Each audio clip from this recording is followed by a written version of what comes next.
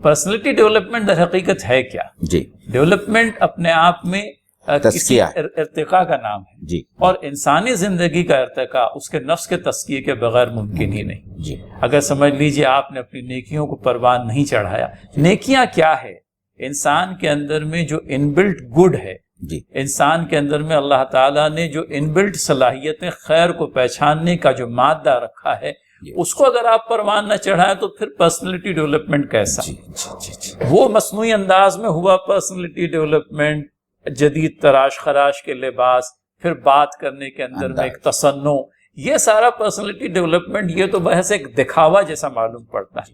اور یہی وجہ ہے کہ افراد تعلیمی یافتہ تو ہو جاتے ہیں لیکن نفس کا تزکیہ چونکہ نہیں ہوتا، لہٰذا اپنی تعلیم کو وہ بس حصول معاش کا ذریعہ بنا کر کے رہ جاتے ہیں.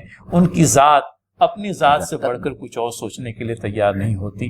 لہٰذا ضرورت اس بات کی ہے ناظرین کہ پرسنالٹی ڈیولپمنٹ کے اس کنسپٹ کو قد افلح من زکاہا وقد خاب من دساہا سے جوڑا جائے. فیصل بھائی، آج کا جو پرسنالٹی ڈیولپمنٹ کا جو پورا پروگرام دنیا میں جو ہوتا ہے، اس کا پورا اپروچ دنیاوی اور مٹیریلسٹک ہے.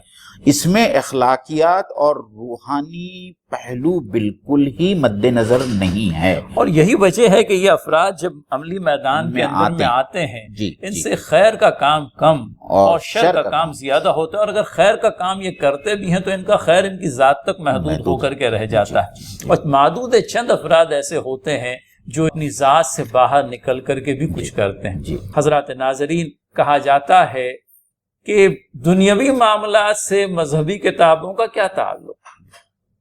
مذہبی کتابوں کے ساتھ میں اگر دنیاوی معاملات چلیں گے تو راہ حق کے اوپر گامزن ہوں گے، صحیح رہیں گے، دنیا بھی بنے گی، آخرت کی فلاح بھی ہاتھ آئے گی. لہٰذا قد افلح من زکاہا وقد خاب من دساہا کہنے کے لیے آیت کے دو بہت چھوٹے حصے ہیں، لیکن پوری کی پوری انسانی زندگی تعمیر کے لیے دو بنیادی اصول ہیں جو قرآن کریم نے فراہم کیے ہیں.